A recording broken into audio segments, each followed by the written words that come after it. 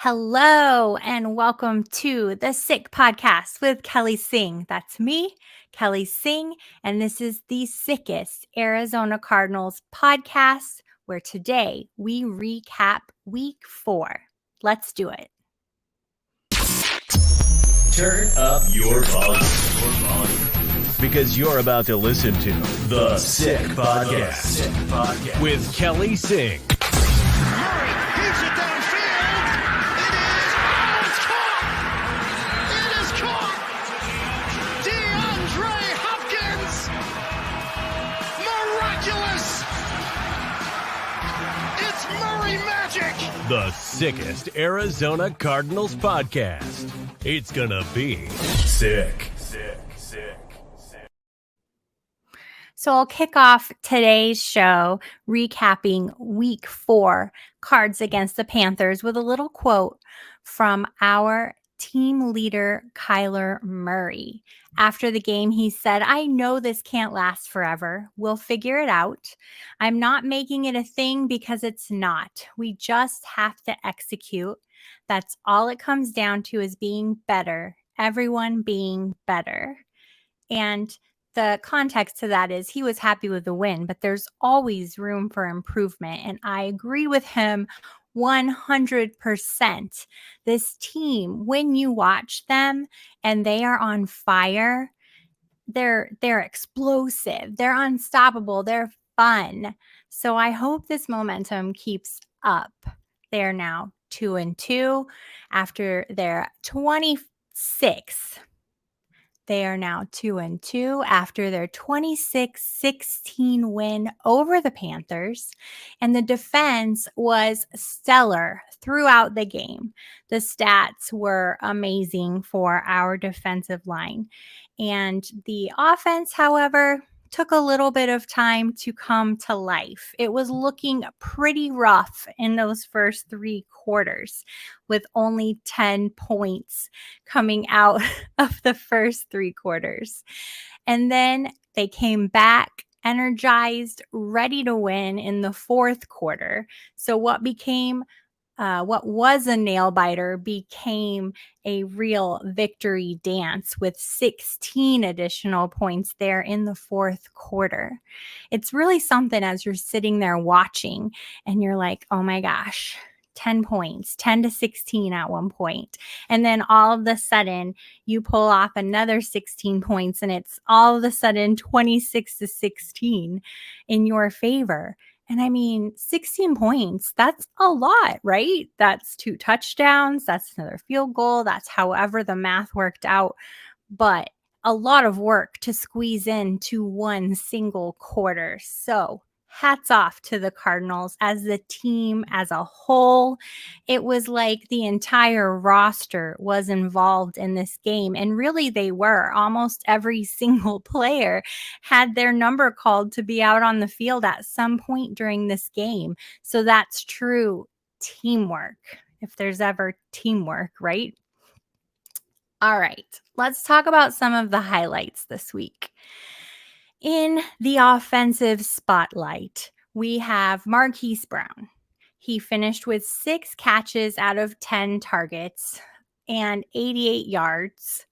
I mean, that's good. It's nothing like crazy, like, oh my gosh, mind-blowing stats, but it's good. And that resulted in one of the touchdowns. So, of course, we're cheering Hollywood Brown for that offensive effort, especially since he was listed as questionable prior to the game. He did go in and play. He performed. He scored.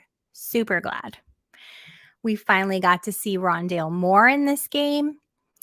We haven't seen him all season, but here he is showing up with 3 of 5 receptions. It only amounted to 11 yards, and one of those passes was a 7-yard reception. However, a lot of the work he was doing was behind the line of scrimmage. So obviously that's going to mess with the total stats, the total yardage, making it seem super small. However, he played a role and was effective in his own way, right? We also knew that with more returning, we would have less touches for Greg Dortch. Less receptions, less passes, less targets. Despite that, Dortch is still second in receiving yards, and he is third in team receptions. So while he had kind of a season low in targets, he's still up there as, one of the most productive players this season so far for the Cardinals. Now, let's talk about our offensive line. The Cardinals' offensive line didn't allow not one, I can almost talk. The Cardinals' offensive line did not allow one single sack, not one sack at all. And there was only 7, if I remember correctly, there were only 7 pressure plays out of 33 pass blocking snaps. So that means the offensive line absolutely went in there and did their job, especially offensive tackle DJ Humphries. He had quite an exciting game. And when all those pieces come together, Kyler gets to do his job. Our pass catchers are catching, our rushers are rushing, and our quarterback is not hitting the ground. That's the kind of game that we want to see every single week from the Cardinals. When we talk about the defense, we have Isaiah Simmons, who has been playing consistently this season, and he had a high of 43 defensive snaps after only a total of 31 over the last 2 weeks. So he was in there. He was active. We had JJ Watt, who on Wednesday reported that he had an atrial fibrillation incident. That's a hard word to say. Atrial fibrillation. That's an incident with the heart where your heart goes out of rhythm. On Thursday, he says it was shocked back into rhythm, and he played. He was questionable, but he played. And not only did he played 79% of the defensive snaps, which is the highest for him this season so far. He teamed up with Zach Allen for 5 pass deflections together. 2 of those belong to Watt. 9 tackles and 2 hits on the QB. Because of those 2 pass deflections from JJ Watt, he now has 66 passes defended in his career. That sounds like a really low number to me. I was kind of surprised, but 66 passes defended for a defensive end, that's the most since 1999. So yeah, JJ Watt's a really big deal as a defensive end. You certainly don't want to be seeing him on the other side when you're trying to make an important play, because chances are he's going to defend it. He's on a roll. Let's keep it going, JJ. What else happened on the defense? We've talked before about Dennis Gardeck. He's been having a phenomenal season, and this game in week 4 against the Panthers was no exception. Gardeck managed a sack, an interception, a QB hit, and a pass deflection. So, what do I take away from this? If you are playing IDP fantasy, meaning you're allowed to choose individual defensive players, you should look to see if Dennis Gardeck is available. If you're playing against seasoned IDP players, he probably is not, but maybe he is. You're going to want to snap him up, because I don't see this streak with the defensive plays ending. He's been on a roll. I know I've said that about several players already, but it's true. He's been on a roll. So like I said, when this team gets going, they are fired up. They're unstoppable. They're fun to watch. It has great momentum. And as we go into week 5 against the Eagles, I hope this continues. I mean, the Eagles, they had a great week last week. It started out pretty abysmal, And I thought, man, they really stink. They're undefeated, right? And then all of a sudden, they came back with a vengeance. So the Eagles are out there with something to prove for sure. I don't think it's going to be an easy matchup by any means, simply because of the heart of it all. The Eagles have this major momentum behind them. The Cardinals, they've they've been winners before. They know what it's like to win. They're finding out what it's like to not win as much. But they're healthy this week too, which I'm going to get into here in a second. So they're healthy, they're ready to play.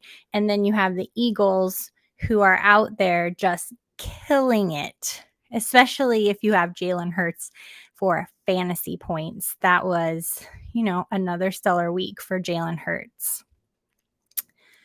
Injury report. Let's talk about our injuries. We had several players questionable going into the week 4 game. We had Zach Ertz, questionable. Zaven Collins, questionable. Rondale Moore, questionable. Marquise Brown, questionable. Matt Prater, kicker, questionable. These are a lot of key offensive and defensive and special teams players, all questionable going into week 4. However, they all ended up playing except Matt Prater, who has a hip issue, and it looks like he's still questionable going into week 5. As of what I'm seeing right now, I don't expect him to play in the week 5 game, but that's okay. We have a perfectly good backup kicker, and things are going to be fine. Not very worried about it at all. Are you? What are your thoughts as we go in to week 5 against the Eagles? I've been here rambling, sharing all of my recaps on the offense, on the defense, on the offensive line. It's just when you have a week like this where you have a lot of highlights to share, it gets kind of rambly, but the excited kind of rambly. I want you to now ramble to me and hit us up on Twitter at SickPodKelly or and at Kelly and Phoenix, and we will answer your questions. We may share your quotes, your photos. We've been doing a lot of that lately, a lot of fan input, and that's been really fun.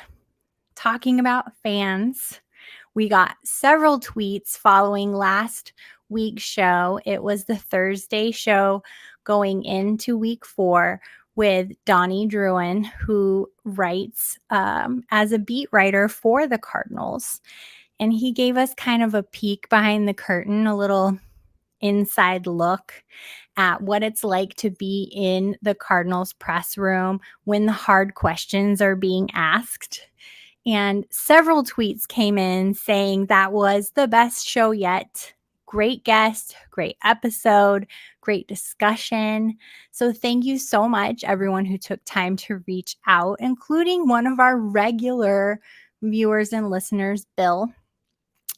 Bill not only sent a nice compliment about last week's show, he also sent me a tweet saying he won a 6-leg parlay, which, if you know anything about sports betting, you know that a 6-leg parlay is not easy to win. Well, he had a single game, Cardinals versus Panthers, 6-leg parlay with Cardinals winning on the money line. Cardinals over 11.5 points. The Panthers under 32.5 points. Whew, that was a lot. I'm so glad it didn't get to that. And then he had different passing yards for Baker Mayfield, Kyler Murray rushing yards. Well, needless to say, it hit. He won. He was really excited and thanked the show and me and my guest Donnie for, chiming in and giving some insight into what's happening in the Cardinals locker room. So, Bill, thank you so much for sharing that with us. I love to see your wins and hear your thoughts for improving the show. Anybody, just tweet us up. Let us know what you want to see. Not only did we get lots of tweets and interactions in that way, I got tons of texts from friends who wanted to know what my thoughts are as the Cardinals are now 2-2, either playing spectacularly or playing spectacularly bad. And I told them, you know what? Tune in on Tuesday and hear my recap, because that's how you'll know how I feel and what I'm sharing and what our listeners are thinking as well. Not only do we have this Tuesday recap every week, we also have a Thursday show where I have a special guest that gives you some insight into the upcoming game. I'm hoping to have a Jets fan on this week. I've got a couple feelers out. So we should, why did I say Jets? I'm hoping to have an Eagles fan on this Thursday so we can get some insight on what Eagles fans are thinking as they go into this week 5 game against the 2-2 Arizona Cardinals. And yeah, that's really it. This recap show is not meant to be super long. I hope it is a nice bite-sized part of your day. And again, yeah, reach out. I'm at Kelly in Phoenix on Twitter. The show is at SickPodKelly on Twitter. We have an Instagram where my team puts together amazing graphics of quotes, happenings, snippets of the show. And of course, you can watch the space if you want to, along with my special guests on Tuesday and Thursday every week. So yeah, thanks for joining me. And I will see you on Thursday at the Sickest Arizona podcast. Bye. And that's a wrap. Hope you don't miss us too much until next time. Follow the Sick Podcast with Kelly Singh on YouTube, Instagram, Facebook, Google Play, and Apple Podcasts.